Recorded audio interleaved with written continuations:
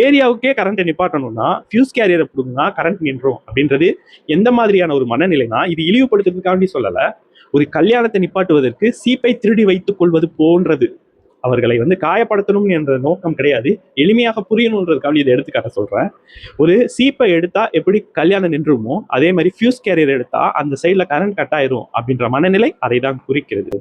சரி, இப்போ ஐடி ஃபீல்ட்ல இருக்கிறாங்க, இது தெரிஞ்சுக்கணும்னு அவசியம் கிடையாது, தேவையும் இல்லை. இல்லை வேற அரசியல் ஃபீல்டில் இருக்காங்க, இதை தெரிஞ்சுக்கணும்னு அவசியம் இல்லை அப்படின்னு நம்ம அதை புறந்தள்ளிட்டும் போயிட முடியாது. இப்போ அந்த பாடல் அல்லது புலமை அறிவியலோட சேர்றப்ப இன்னும் கூர்மை அடையுது.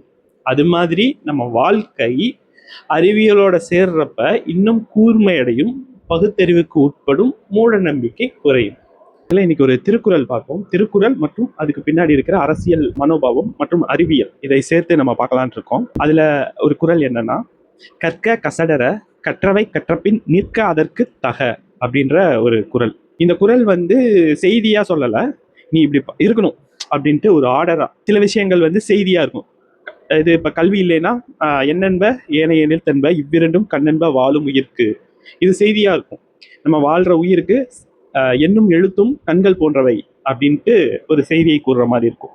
அப்படி இந்தது கட்டளை மனப்பான்மையில இருக்கு.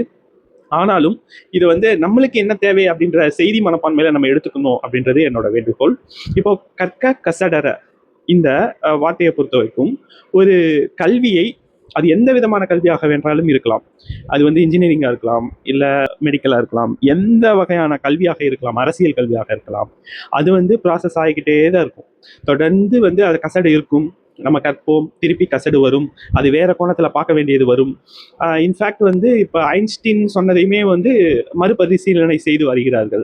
அந்த காலத்தில் சார்லஸ் டார்வின் சொன்னது இதெல்லாம் மறுபரிசீலனை செய்து கொண்டுட்டே இருக்காங்க. அதில் கசடை இருக்கு, மாற்றிக்கணும் அப்படின்ட்டு. அப்போ கல்வி என்பது தொடர்ந்து கசடுகள் இருக்கும், அதை மாற்று நிலைக்கு கொண்டு வரணும் அப்படின்றது தான் அதோட செய்தி. கல்வியில் நம்ம இன்னைக்கு என்ன பார்க்க போகிறோம் அப்படின்னா, நான் ஒரு எலக்ட்ரிக்கல் ஸ்டூடெண்ட், இது சார்ந்த விஷயங்கள் எனக்கு தெரிஞ்சிருக்கிறதுனால அதை உங்கள்கிட்ட ஷேர் பண்ணலாம்னு இருக்கேன்.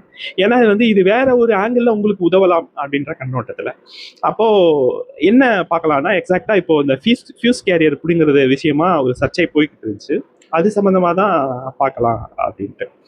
இப்போ நம்ம ஒரு வீட்டுக்கான மின் தேவையை பூர்த்தி செய்யணும் அப்படின்னா நம்ம அந்த ஃபியூஸ் கேரியர், ஃபியூஸ் மின் காப்பு அதை யூஸ் பண்றோம். அது எதுக்குன்னா ஒரு தற்காலிகமாக அதை நிறுத்தி வைப்பதற்கு இதுக்கெல்லாம் உபயோகிக்கிறோம்.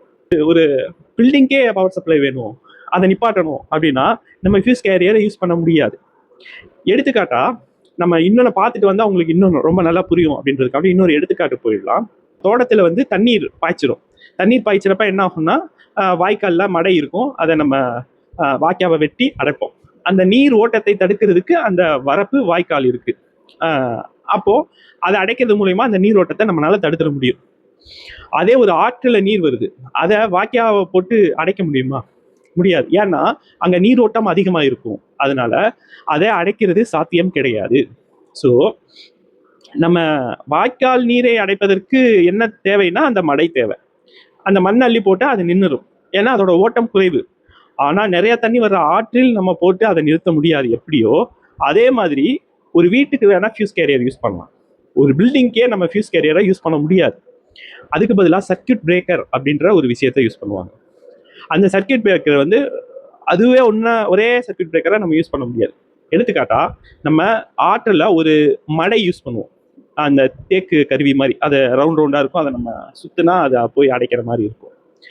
அதே பெரிய அணைக்கட்டுக்கு அதை யூஸ் பண்ண முடியுமா? உடஞ்சிரும். அதே மாதிரி தான் அந்த மடையும் டிஃப்ரெண்ட் டைப்ஸ் இருக்கு, அது போகிற தண்ணீரோட மட்டத்தை பொறுத்து மாறுபடும்.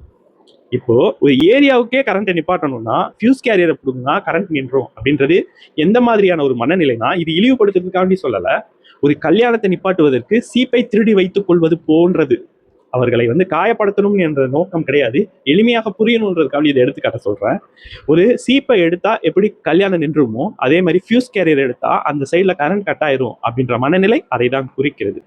ஸோ நம்ம என்ன புரிஞ்சுக்கணும்னா, அதற்கு வேற ஒரு கருவியை பயன்படுத்துறாங்க, அது மிக பெரியது, அதை ஒரு மனிதனால் இயக்குவது கடினம். இயக்கலாம், ஆனா அது விஷயம் தெரிஞ்சவங்களால மட்டும்தான் அதை அணைப்பது முடியும், சாத்தியம். சாதாரண ஒருத்தவங்களால அணைக்க முடியாது. அது அனைத்தாலும் அது டேட்டாவாக ஸ்டோர் பண்ணி வச்சுக்கிறோம். எங்கே எந்த மணிக்கு யார் வந்து அமைத்துனாங்க அப்படின்ற விஷயம் எல்லாம் வந்து சர்வரில் டேட்டாவாக ஸ்டோர் ஆயிரும். ஓகே நண்பர்கள், இது போன்ற அதாவது நம்ம புரியாமல் இருந்திருக்கலாம். ஃபியூஸ் கேரியரை பிடுங்கன்னா கரண்ட் நின்றும் அப்படின்றது நம்ம ஆள் மனசில் இருக்க இதாக இருக்கும். அது வந்து ஒரு கசடு. இப்போ என்ன கற்றுருக்கீங்கன்னா அந்த கசடை தான் கற்றுருக்கீங்க. ஏன் நிற்க அதற்கு தக அப்படின்றது ஒரு வித்தியாசமான கண்ணோட்டம். நம்ம நிற்க அதற்கு தக அப்படின்னா அவர் வந்து என்ன சொல்றாருன்னா அதுபடி நின்னா நல்லது அப்படின்னு சொல்றாரு. நான் என்ன சொல்றேன்னா பர்சனல் ஒப்பீனியன், ஒரு கல்வி அந்த படிநிலை உங்களுக்கு அதிகமாக அதிகமாக அதிகமாக என்ன ஆகும்னா உங்களுக்கே அது உதவும். இந்த மாதிரியான ஃபால்ஸ் ஹோப்பு, ஃபால்ஸ் நியூஸு இதெல்லாம் உடைக்கிறதுக்கு அது பயன்படும். சரி, இப்போ ஐடி ஃபீல்டில் இருக்கிறாங்க, இது தெரிஞ்சுக்கணும்னு அவசியம் கிடையாது, தேவையும் இல்லை. இல்லை வேற அரசியல் ஃபீல்டில் இருக்காங்க, இதை தெரிஞ்சுக்கணும்னு அவசியம் இல்லை அப்படின்னு நம்ம அதை புறந்தள்ளிட்டும் போயிட முடியாது. ஏன்னா கல்வி என்பது பல கோணங்கள் சார்ந்தது. அந்த பல தரப்பட்ட கல்வியை நம்ம கற்றுக்கிறது மூலயமா தான் நம்ம இந்த அளவுக்கு மாற்றத்தை எட்டியிருக்கோம். சங்ககாலம் தொட்டே கபிலர், ஔவையார் இவர்களெல்லாம் வந்து செய்யுள் எழுதுகிற புலவர்கள். ஆனால் அந்த புலவர்கள் கல்வி கற்றிருக்காங்க, அந்த அறிவியல் சார்ந்த கருத்தியலை வந்து தெளிச்சிருக்காங்க. ஸோ அவங்களுக்கு என்ன தேவை இருக்குது அறிவியல் சார்ந்து சொல்லணும் அப்படின்னு இல்லை. அந்த கல்வி அறிவியலோட சேர்றப்ப அந்த பாடல் அல்லது புலமை அறிவியலோட சேர்றப்ப இன்னும் கூர்மை அடையுது. அது மாதிரி நம்ம வாழ்க்கை அறிவியலோட சேர்றப்ப இன்னும் கூர்மை அடையும், பகுத்தறிவுக்கு உட்படும், மூட நம்பிக்கை குறையும். நன்றி நண்பர்களே, இதை தொடர்ந்து இணைந்திருங்கள். இதன் மாதிரியான பல அறிவியல் சார்ந்த கருத்துக்கள், சமூக அறிவியல் சார்ந்த கருத்துக்களை பார்ப்போம். நன்றி.